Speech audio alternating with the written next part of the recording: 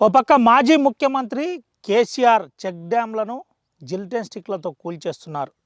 ఎవరిని వదిలిపెట్టాం, మా ప్రభుత్వం వస్తే ఎక్కడున్నా ఈడ్చుకొస్తామని మాజీ ముఖ్యమంత్రి కేసీఆర్ చెబుతుంటే, మరోపక్క శ్రీధర్ బాబు నాణ్యత లేకపోవడం వల్లనే చెక్ డ్యాంలు కూలిపోతున్నాయని చెబుతున్నారు. మనం ప్రస్తుతం ఇక్కడ మంచిర్యాల సరిహద్దు ప్రాంతంలో ఉన్న చెక్ డ్యాంను చూపెడుతున్నాం.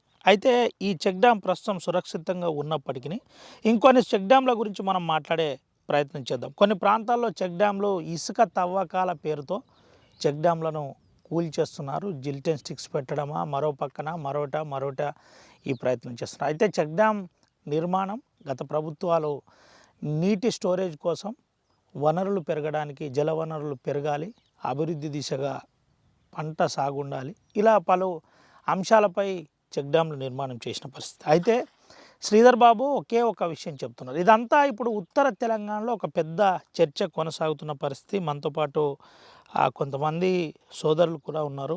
దీని గురించి మాట్లాడించే ప్రయత్నం చేద్దాం. చెక్ డ్యాం నిర్మాణం అంశంలో ఒక పెద్ద చర్చ ఇప్పుడు ఉత్తర తెలంగాణలో జరుగుతుంది. మానేరు కాల్వపై నిర్మాణం చేస్తున్న చెక్ డ్యాంలు అన్నీ కూడా కూల్చేశారు.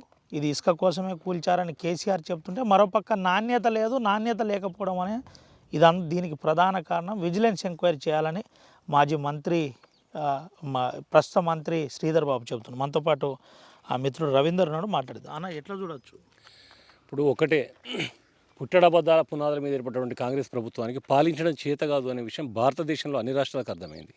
కేసీఆర్ గారి పాలనలో తెలంగాణ మోడల్గా ఉండే భారతదేశానికి, కానీ అలా చేతగాని పాలన అనేది ఎక్కడన్నా ఉంది అంటే తెలంగాణలోనే. ఏవైతే చెక్ డ్యాంలు అనేటివి కట్టినటువంటి ఆలోచన ఆ రోజు కేసీఆర్ గారికి ఎందుకు వచ్చిందంటే, రైతును రాజును చేయాలి, రైతు మీసం మెలేసే విధంగా ఉండాలి తప్ప చేయిజా పడుకునే విధంగా ఉండకూడదనే ఉద్దేశంతో తెలంగాణ వ్యాప్తంగా కూడా నీళ్ళను స్టోరేజ్ చేసే క్రమం, నీళ్ళను పారిచ్చే క్రమం చేపట్టినాడు ఆయన. చేపట్టి ఏదైతే చెక్ డ్యాంల ద్వారా చుట్టూన్నటువంటి గ్రామాలకు, రైతులకు సాగుకు సరిపోయే నీళ్లు, త్రాగడానికి సరిపోయే నీళ్ళు అందించినటువంటి చరిత్ర. ఏవైతే కల్తీ నిర్మాణాలు లేకపోతే నాణ్యత లేని నిర్మాణాలు అని చెప్పేసి అలా పబ్బం గడుపుకుంటున్న ఈ చేతగాని కాంగ్రెస్ ప్రభుత్వం నిజంగానే అవి కనుక నాణ్యత లేకపోతే వరకు ఎప్పుడో కూలిపోతుండే, ఎప్పుడో పగిలిపోతూ ఉండే. ఆడ ఏదైతే చెక్ డ్యామ్లను పేల్చి వేస్తూ ఉన్నదో ఈ దొంగల బ్యాచ్, దోపిడి బ్యాచ్, కాంగ్రెస్ బ్యాచ్, అక్కడ డ్రిల్లు వేసినటువంటి రంధ్రాలు కనబడతా ఉన్నాయి. ఎక్కడైతే అక్కడ జిలటిన్ సిక్స్ వాడినటువంటి ఆనవాళ్ళు కనబడతా ఉన్నాయి. అయినా సిగ్గు లేకుండా ఇంకా మన గత బీఆర్ఎస్ ప్రభుత్వం మీద నెట్టివేయడానికి ప్రయత్నం చేస్తూ ఉన్నారంటే, ఇంతకంటే చరిత్రహీనులు మరెక్కడ ఉండరు అనేది మనం స్పష్టంగా అర్థమవుతూ ఉన్నది. నేను ఎందుకు ఈ మాట అంటా ఉన్నానంటే, స్పష్టంగా అవి వేరు చేసి ఇసుక దోపిడీ కోసం ఇవాళ ఈ దొంగల ముట్ట ప్రయత్నం చేస్తుందనేది వాస్తవం. తెలంగాణ రాష్ట్రం ఏర్పడక ముందు ఇసుక పైన వచ్చినటువంటి ఆదాయం ఎంత, కేసీఆర్ గారి ప్రభుత్వం ఏర్పడ్డాక ఇసుకపైన వచ్చిన ఆదాయం ఎంత రాష్ట్రానికి చరిత్ర చెప్తా ఉన్నది. ఇవాళ ఈ దొంగల బ్యాచ్ వచ్చిన తర్వాత ఇసుకపైన ఆదాయం ఎంత వచ్చింది, ఈ దొంగలు ఎంత దోసుకుంటున్నారో కూడా చరిత్ర చెప్తా ఉన్నది. ఇవాళ సాక్షాత్ క్యాబినెట్ మంత్రుల నుంచి మొదలుకుంటూ రేవంత్ రెడ్డి వరకు కూడా ఈ ఇసుక మాఫియా ఆరోపణలు ఎదుర్కొంటూ ఉన్నారు. ఈ ఇసుక మాఫియా కోసం చెక్ డ్యాంలను పేల్చి వేసేసి అక్కడ ఉన్నటువంటి ఇసుకని యథేచ్ఛగా తరలిచ్చే కార్యక్రమంలో భాగంగానే వీటిని పేల్చేస్తున్నారు తప్పితే, రైతన్నలు అంటే వాళ్ళకు లెక్కలేదు, ప్రజా పాలన అంటే వాళ్ళకు లెక్కలేదు, ప్రజలకు ఉన్నటువంటి మౌలిక వసతులు అంటే లెక్కలేదు. తెల్లవారితే కేసీఆర్ గారు తిట్టుకుంటే ఈ ఆలిబాబా 40 దొంగల మూట ఎంత పాపానికైనా ఒడిగడుతుంది అనడానికి నిదర్శనమే ఈ చెక్ డ్యాంలను పేల్చివేయడం అనేది స్పష్టంగా అర్థమవుతూ ఉన్నది. ఏంటన్నా ఎట్లా చూడవచ్చు? అంటే చెక్ డ్యాంలపై విజిలెన్స్ ఎంక్వైరీ జరగాలని మంత్రి శ్రీధర్ బాబు లాంటి వాళ్ళు చెప్తున్నారు. ఇదంతా మానేరు ప్రాంతంలో, కరీంనగర్ ప్రాంతంలో, ఉత్తర తెలంగాణలో ఈ చర్చ జరుగుతున్నది. దీని మీద మీరు ఏం చెప్తారు? ఏంటి అసలు పరిస్థితి? తాడుబొంగురం లేని ప్రకటనలే తప్పితే కాంగ్రెస్ పార్టీ మంత్రులు చేసేది. నిజంగా విజిలెన్స్ కమిటీ కనుక మీరు వేసి విచారణ జరిపితే అది కూడా నీతిగా చేయండి.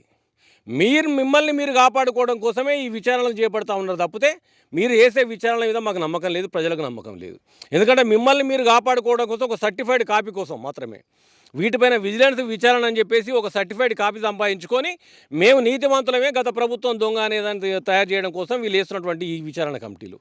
నిజంగా కూడా చిత్తశుద్ధి ఉంటే ఏదైనా ఒక మాజీ జడ్జితోటి, ఏదైతే రిటైర్మెంట్ అయిన జడ్జిల ద్వారా ఒక కమిటీ వేయాలి. ఆ కమిటీకి కానీ ఈ ప్రభుత్వానికి కానీ సంబంధం ఉండదు. పక్క రాష్ట్రాల నుంచి తీసుకొచ్చి వాళ్ళతోటి ఇక్కడ ఎంక్వైరీ చేయించి దాంట్లో నిజ నిర్ధారణ చేస్తే తప్ప మేము నమ్మడానికి లేము.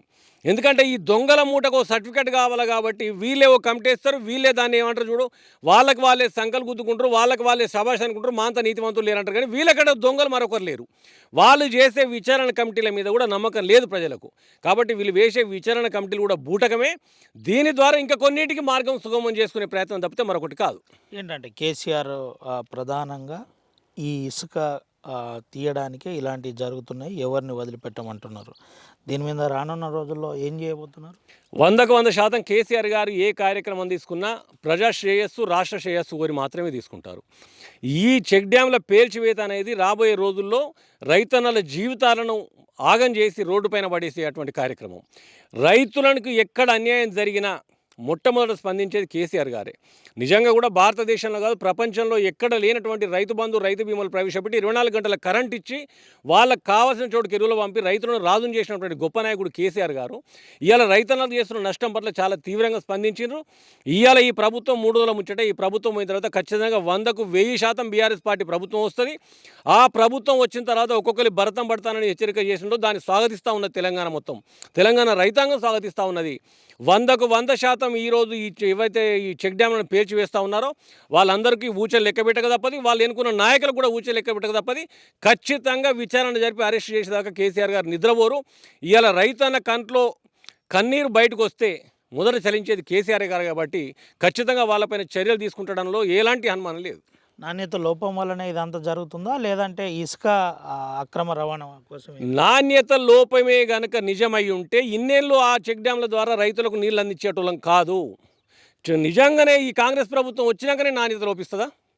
100కు 100% ఇసుక దోపిడీ కోసం ఈ క్యాబినెట్ మినిస్టర్లు, ముఖ్యమంత్రి, ఈ వెనుకున్నటువంటి ఏదైతే దొంగల బ్యాచ్ ఉందో వీళ్ళంతా ఒక క్లబ్గా ఏర్పడి ఇసుక మాఫియా కోసం పేల్చేస్తున్నారు తప్పితే నాణ్యత లోపం కానే కాదు. 100కు 100% కాదు. నాణ్యత లోపం అయితే గతంలో ఎన్నడో పోవాలి. ఇంతకంటే పెద్ద పెద్ద వాటర్ ఫ్లోట్స్ వచ్చినప్పుడు కూడా తట్టుకొని నిలబడ్డాయి. ఇవాళ మాత్రమే ఎందుకు పోతున్నాయి? అక్కడ పేలిన విధానం చూస్తే అవి కూలినయా పేల్చినరా అనేది కూడా స్పష్టంగా అక్కడ నివేదికలు వచ్చున్నాయి. ఇప్పటికీ వీటి నుంచి తప్పించుకోవడానికి మీరు ఆడుతున్నటువంటి ఈ కాకమ్మ కథలు నమ్మడానికి ప్రజలు సిద్ధంగా లేరు. ఏం చెప్తారు చెక్ డ్యాంల అంశంలో? తెలంగాణ రాష్ట్ర వ్యాప్తంగా, అంటే ముఖ్యంగా ఉత్తర తెలంగాణ వ్యాప్తంగా ఆదిలాబాద్, కరీంనగర్, ఖమ్మం, వరంగల్ లాంటి ప్రాంతాల్లో ఈ అంశంలో ఏం చెప్తారు మీరు? ఖచ్చితంగా ఏదైతే రైతన్నలకు ఉపయోగపడేటువంటి రైతన్నల సాగుకు నీళ్ళు అందించేటువంటి చెక్ డ్యాంలను పేల్చివేసే ఈ కాంగ్రెస్ పార్టీ వైఖరి పట్ల తీవ్రంగా ఖండించుకుంటూ రాబోయే రోజుల్లో అవసరమైతే బీఆర్ఎస్ పార్టీ సైన్యం కేసీఆర్ గారు ఆదేశిస్తే ఇక్కడ కాపలు ఉండడానికి కూడా మేము సిద్ధంగా ఉన్నాం. ఈ కార్యక్రమాలను కనుక వాళ్ళు మానుకోకపోతే ఈ చెక్ డ్యాములు వేయడానికి కారకులు ఎవరు, వారు ఎన్నుకున్నటువంటి నాయకులు ఎవరు, వాళ్ళందరినీ కూడా ఇదే చెక్ డ్యాముల పైన ఉరిదీయడానికి కూడా మేము సిద్ధంగా ఉన్నాం.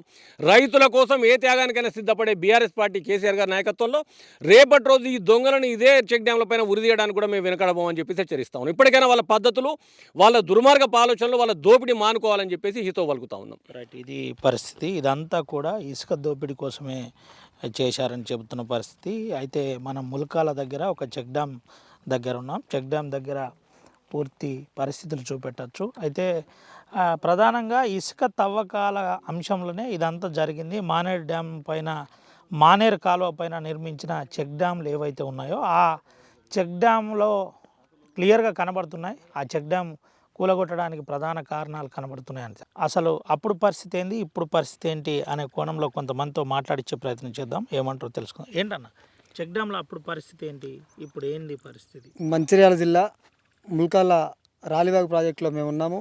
రాష్ట్ర వ్యాప్తంగా ఇప్పుడు జరుగుతున్నటువంటి చెక్ డ్యాములన్నీ కూడా కూల్చివేతన, జిల్టన్ 6 పెట్టి పేలుస్తారా అనేది సమస్యగా ఉంది. మరి దీన్ని ప్రభుత్వము ఎంక్వైరీ అని లేదా ఇంకోటని పేర్లతో చేస్తున్నారు.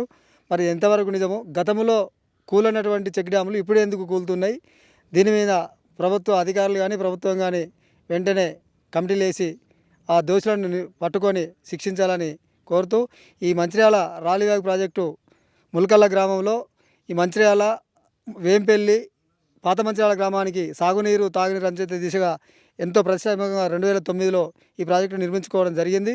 దీన్ని కూడా కాపాడాలని, దీని ఎలాంటి హాని జరగకుండా చూడాలని మేము ఈ ప్రాజెక్టు కలిసి RTV న్యూస్ ద్వారా కోరుతా ఉన్నాం. అన్న చెప్పే ఎట్లా చూడొచ్చు చెక్ డ్యాంలో ఇప్పుడు అంతా కరీంనగర్ ఒక పెద్ద చర్చ మానేరు కాలువ మీద చెక్ డ్యామ్ కూలిపోయింది. ఈ చెక్ డ్యామ్లు అనేటివి గత 10 సంవత్సరాల్లో వేరే ప్రభుత్వాలు ఉన్నాయి. అప్పుడు లేని ఇవి మరమ్మతులు కూలకుండా ఇప్పుడెందుకు కూలుతున్నాయి ఒకటి మాకు అనుమానం తావిస్తున్నది. ఈ చెక్ డ్యామ్లను న్యాయ నిపుణులతో వాళ్ళకు ఎంక్వైరీ వేసి అవి కరెక్ట్గా ఈ ఉన్న ప్రభుత్వం విజిలెన్స్ ఎంక్వైరీ చేసి కరెక్ట్ మన శిక్షించాలి వాళ్ళని దోషులను. ఎందుకంటే ఈ రైతులకు ఎంతో ఉపయోగపడే ఈ చెక్ డ్యామ్ల వలన రైతాంగం సస్యశ్యామలంగా ఉంటుంది.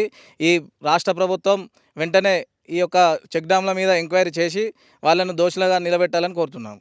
ఇది పరిస్థితి. చెక్ డ్యాంలో అంశంలో తరువు ఎంక్వైరీ జరగాలి. న్యాయ నిపుణుల ద్వారా ఒక ప్రత్యేక కమిటీ వేసి ఎంక్వైరీ చేయాలని చెబుతున్న పరిస్థితి. అసలైన తొలి వెలుగు. ఫాలో వాట్సాప్ @తొలి వెలుగు official.